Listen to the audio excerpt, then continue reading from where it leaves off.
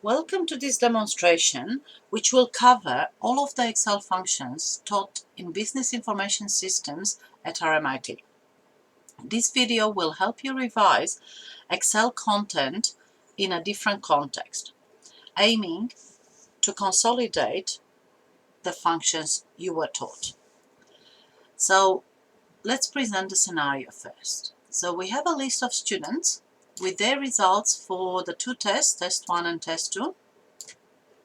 And each student also has a bonus, but that bonus will only be counted towards or be added towards their final mark if they have submitted the homework.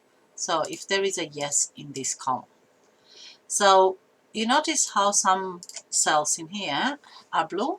They're blue because they're actually where we are going to do the calculations. So the first thing we'd like to do would be to count how many students we have in this list.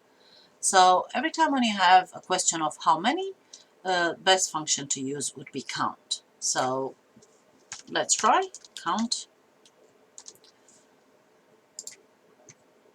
However, if I were to count how many students I have, you notice it tells me I have 0 students. That is because count counts a number of cells in a range which contain numbers. So I need to have numbers. So that would work if I were to do it here, or there, or there. However, that would only work if I have it as it is. Every student has a mark for a test. But if it's work in progress and I'm still entering numbers, it won't give me the right result. So I would rather have a way of counting how many students I have or how many names I have in this list. And in order to do that, it would be much better to use the count A function. Count A, unlike count, counts cells which are not empty. So now I can have text, not just numbers. So the value would be that range, and it tells me I have 7 students, which is correct. Next function would be to find out how much can a student get, what's the maximum mark that a student can get for the subject, considering that test 1 can be a maximum of 30, test 2 is out of 40, and the bonus could be maximum of 5. So the most appropriate function is, of course, sum. So sum, and of course it does help if you put equal sign. So we highlight all the cells we want to sum, and that comes out of 75, which is as much as a student can get in this subject. Now, when we're trying to calculate the individual mark for the student, total for the student, we will have to add test 1 and test 2, and if homework has been marked as being submitted, then we add the bonus mark. Yeah, so we will have to add those two plus this one, but only if the homework has been submitted. So in order to do that, we have to check that the value in this cell for this student, and therefore the next one and the next one, so the value in the homework column for each student is yes, to see if we will award the bonus marks. So we know we would like to use this homework submitted. So we give a name to that cell because we always want to refer to it. We are comparing if there is a yes here. So the yes we are comparing it to is in this cell. So that cell we want to absolutely reference it. Therefore, we will give it a name. And the name would be homework submit yes. Okay. So again, the total is the sum of the two tests plus if the homework has been submitted, So if there is a yes in here, and you notice how Excel picks that name, then I will add the bonus, which will be D3. Otherwise, the student gets no bonus, and that's a 0. Okay. Because when we do the calculation, we want to write it for the first line, and then we want to use the fill handle to go down. So we need to assess if we need to have the sum B3 to C3. We want that to be relative to the student we are referring to. We want to check if the student, so E3, has submitted the homework, so E3 has to become E4, E5, depending where we are in this list, and we want to add their respective bonus, therefore D3. So all these have to be relative. The only one that needs to be absolute is that yes. That's why we gave it a name. So once we are happy with that, we double click on the fill handle and we fill the rest of the cells. Just to make sure that it's working, we're changing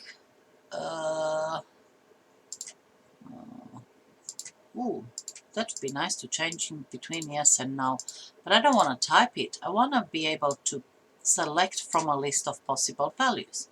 So in order to do that, I'd like to select either one of those two options. And that's going to be my reference, my source. So I highlight the two of them and I'm calling it homework status. Okay, which could be either yes or no. So now I'd like to do them all at once because all of them will have to allow a drop-down list box. So I do them all at once. Highlight all of them, go into data validation in the data ribbon, and we would like to create a drop-down list, and the source is the yes no, which is the new range we name homework status. Okay, now let's change simply between yes and no for various students, and we see how the results are changing.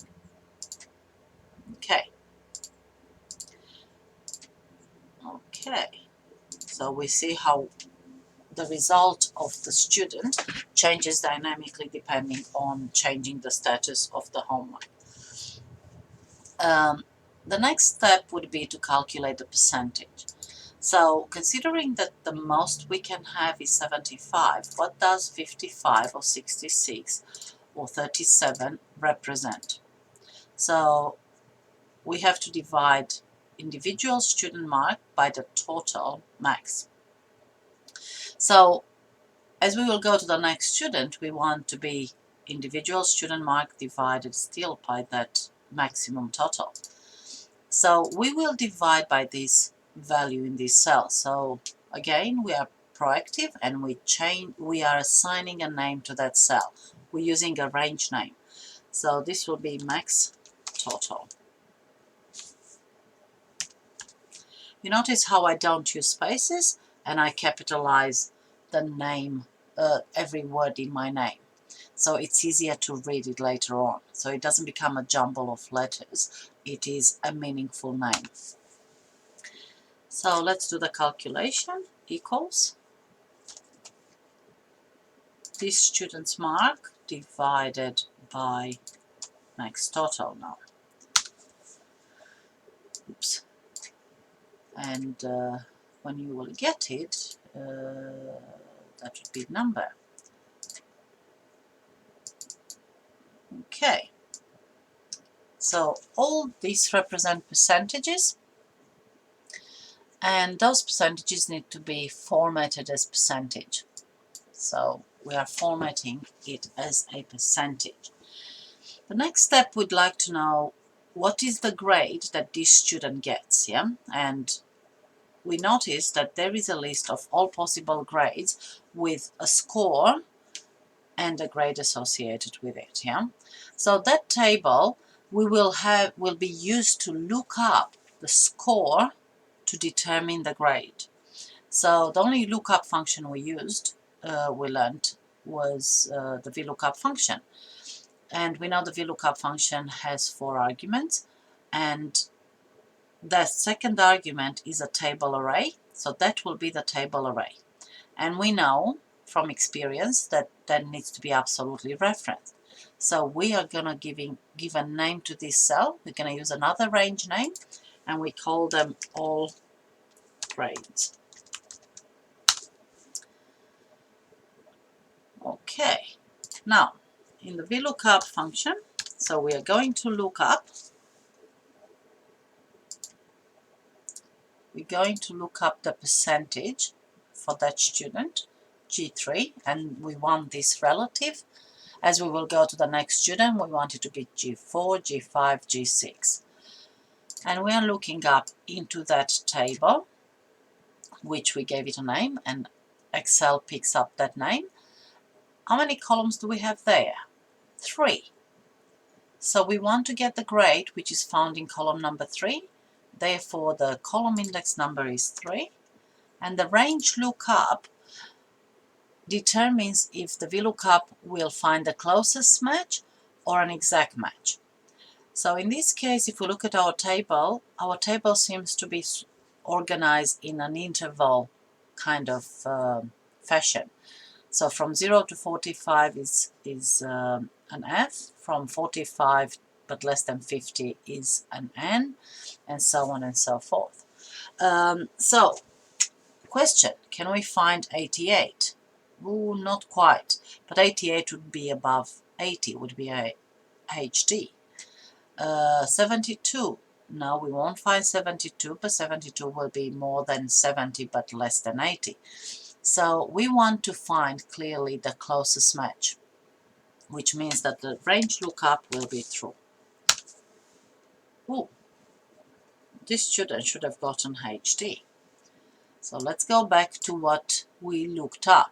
We looked up what is in this column. In this column, being a percentage, we have numbers which are less than 1. But we want to find 73, and we want to find 88, and 69, and 72, and 49, and so on. So actually, we do not want to find G3, but 100 times more than G3. And now we got the right result. And we're going back to formatting the percentage appropriately. Again, we need to make sure that we understand that our reference data does not change. That reference data can be used somewhere within the system. There could be other calculations based on this table, on this reference data. So we want to leave it as is. So therefore, we need to multiply G3 by 100 to get something that we will find in the first column of this table. So double click, and it fills the rest of the cells. And we've just done a VLOOKUP, another one. For the last column, we would like to highlight all the students which failed. Yeah, when I put a star beside them, because we want to keep an eye on those students who failed. So in here, we would like to use the if function. So if the grade of the student is this find, is whatever is my find, I want to highlight it this way. Yeah.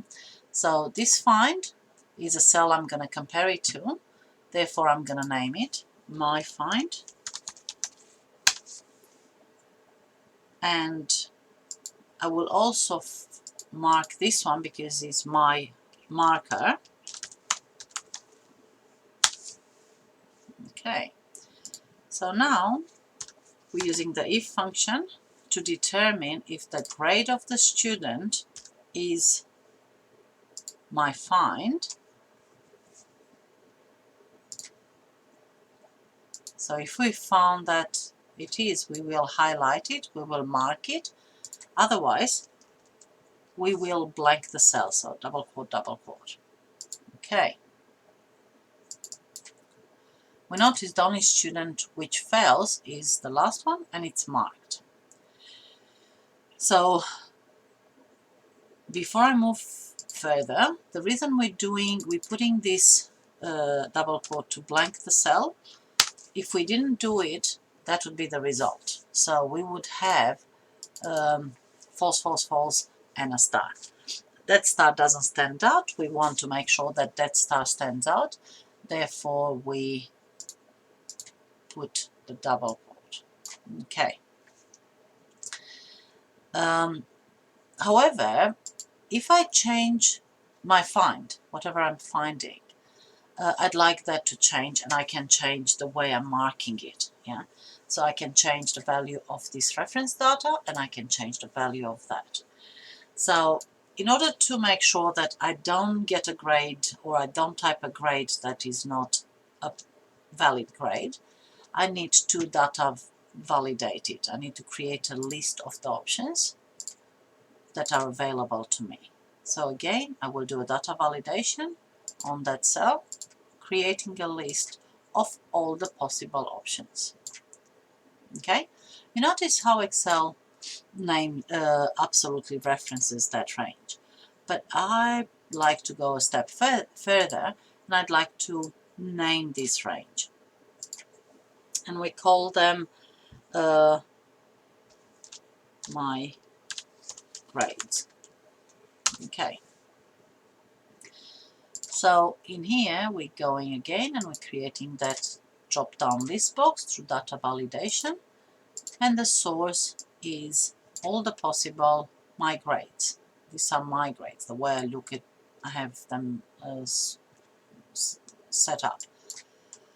And now I can go and say it, mark the ends, mark all the credits, mark all the distinction students. And I can even go and change the marker. I can go hash, or I can go exclamation mark. So I can change the way I mark it. Okay. Let's change it to HD. Okay, so this is kind of a little bit of summary on each student and their performance. But now I'd like to actually look at how this group performed based on their grades, yeah? So I'd like to do a summary by the grades, finding out how many students in each type of grade, and what was the average of test 1 for that group, and the average for test 2. So first of all, I would like to have a drop-down list box to select from a list of all the grades, and then list them all, and then I'm gonna count how many in each group. So we're doing another data validation, very similar to what we did last time. So we're selecting a list, and the source is my grades. Okay. And just for the sake of being different, let's go backwards. We start with the HD students, then distinction, credit, pass, like N and F.